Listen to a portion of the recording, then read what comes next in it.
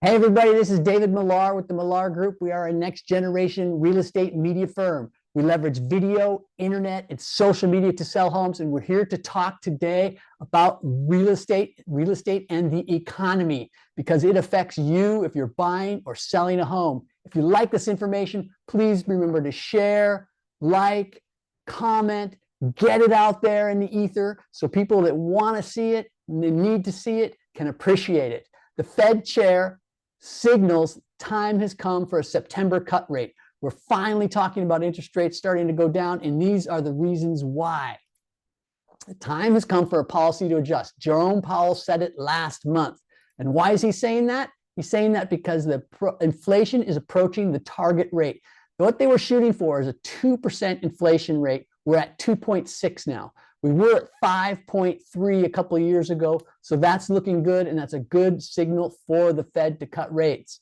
This is the unemployment rate. Unemployment is creeping back up, which doesn't sound like a good thing to the guy that's working, but it's a good thing for the economy because it means the economy is cooling down, and that was the whole reason why they raised interest rates, is because they wanted to cool down the economy. It looks like they're starting to get some of those results. Nearly 80% of economists surveyed by Bloomberg recently predict the Fed will make a quarter-point decrease to the range of about 5 to 5.25 by September. Most economists expect 2 cuts this year, and that's about 73% of the economists. Other ones are saying 1%, but if we get a 2% cut this year, and that's talking before 2025, that could be a great thing for at least for interest rates, people trying to get loans on their houses. Generally, the rate cutting cycle is not one and done. 6 to 8 rounds of cuts all through 2025 look likely. And mortgage rates, and these are the projections. Anybody tries to predict mortgage rates is a little bit crazy, but this at least gives us some kind of an idea. You can see the actual mortgage rates, and everybody, Fannie Mae, NAR, Wells Fargo, they're all saying that rates are going to be going down into 2025. Timing the market is basically impossible. If you're always sitting and waiting for the perfect market conditions, you're going to be waiting forever. By now, if it's a good idea for you, because 6 months from now and rates go down 1/4 point, is that really going to mean that much to you? And remember, there's always the opportunity to refinance down the road. Because right now the market is balancing. Now, what does that mean, the market is balancing? In general, a housing market with 5 to 7 months of supply could be described as a balance between buyers and sellers. A 5 to 7 month supply of homes indicates that it's a balanced market. So everybody's thinking, that 5 to 7 months really is what's called the amount of inventory that we have. If we stopped having inventory come in, it would take 5 or 7 months for that inventory to sell. Well, that gray line you see there is the 5 to 7 months. Now, let me get out of the way here and show you, go over here. Show you where we are today. We're not at the balanced yet. We're still at about 4 months of inventory nationally. So a balanced inventory for the nation would be right around that 5 to 6. So we're getting there. The trajectory is going in the right direction. Homes are sitting on the market for a little bit longer, and sellers are receiving fewer offers. More buyers are insisting on home inspections and appraisals, and inventory is definitely rising on a national basis, according to National Association of Realtors. We're seeing that in the Sonoma County, more like on the river. If a house isn't priced correctly, it's sitting. In Santa Rosa, we're starting to see if it's a super, super nice house and it's in great condition, they're still moving, maybe 2 offers, 3 offers. But if most homes are sitting for a little bit longer, which is a good sign for a balanced market. Homes are sitting on the market longer. You can see this here, the median days on the market. And this goes all the way back to 2022. You can see it bumps up. It's cyclical there because those higher peaks are during the winter months, January. They're usually November to January. Everybody takes off from the buying cycle. People don't want to sell their houses then. But if you compare this August this year compared to August last year, we went from 46 days to 53 days. So it's creeping up slowly. Sellers are receiving fewer offers. Average number of offers received on the most recent sales In 2023 was 3 for an average. Now it's down to 2.7. So these are all signs that everything is starting to shift back towards more of a normal market. Inventory is increasing. Again, unsold inventory of existing homes at the current sales price. So inventory is increasing there. When inventory rises faster than demand, prices have to adjust eventually. Increasing inventory levels are a sign that the market is starting to balance out. So we're starting to see some balancing coming down the road. I think balance, I think that's a beautiful word. I think that's a good word. Nobody likes something that's, I mean, for sellers, it's great.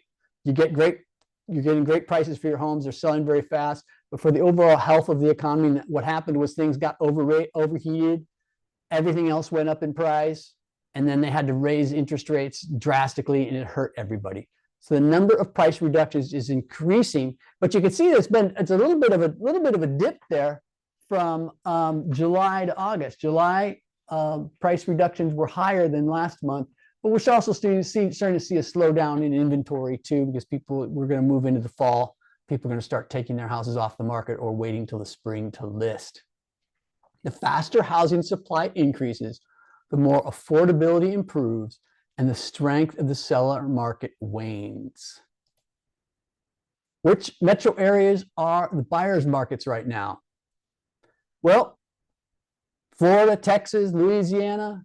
Oh, it looks like you can be a good buyer there. And then we're looking over here, Sonoma County kind of fits in that San Jose, San Francisco. So we're still considered a seller's market here, just not a red hot seller's market like we were before. Sellers and buyers need to be prepared.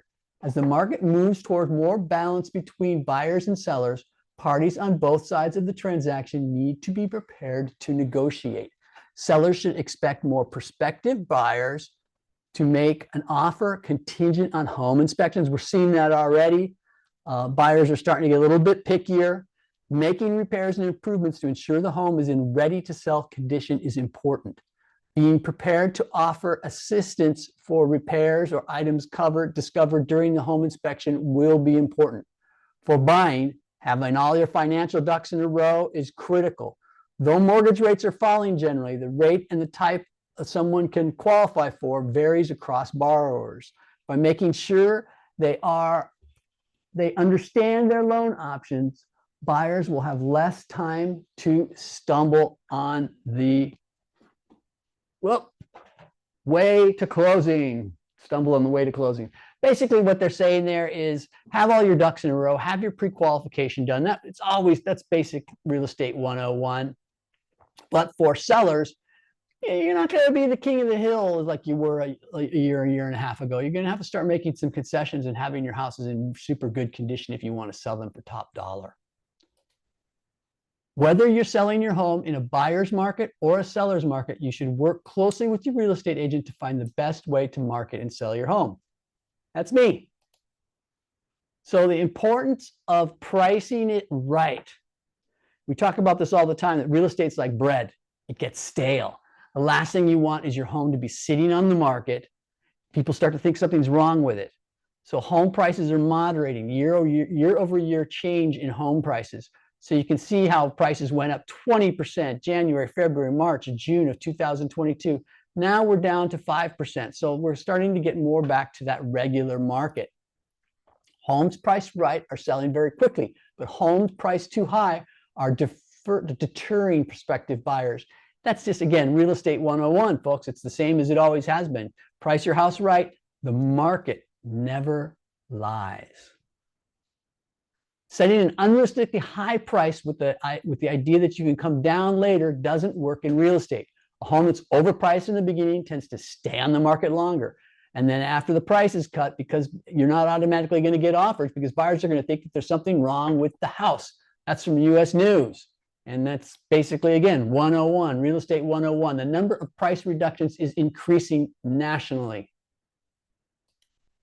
You want to sell your house for top dollar? But the realistic about the value of the property and how buyers will see it. If you've overpriced your home, chances are you'll eventually need to lower the number. But the peak period for activity that a new listing experience is already gone. That peak period, folks, is 2 weeks. The first 2 weeks your house goes on the market, that's your peak period. If you start to, if it sits there longer than that, you lose selling power. So good news, looks like interest rates are going to be coming down a little bit this year, probably more through 2025. That's going to bring some people onto the market who want to sell their homes, who are thinking that they want to move somewhere else. It's going to bring more buyers into the market. Where will all end? Nobody knows unless they have a crystal ball. And folks, I don't have a crystal ball. All I can do is provide you with the facts and statistics. If you've got more questions about real estate, we'd love to help you out. Again, my name is David Millar. The number 707-217-1786. And have a great day.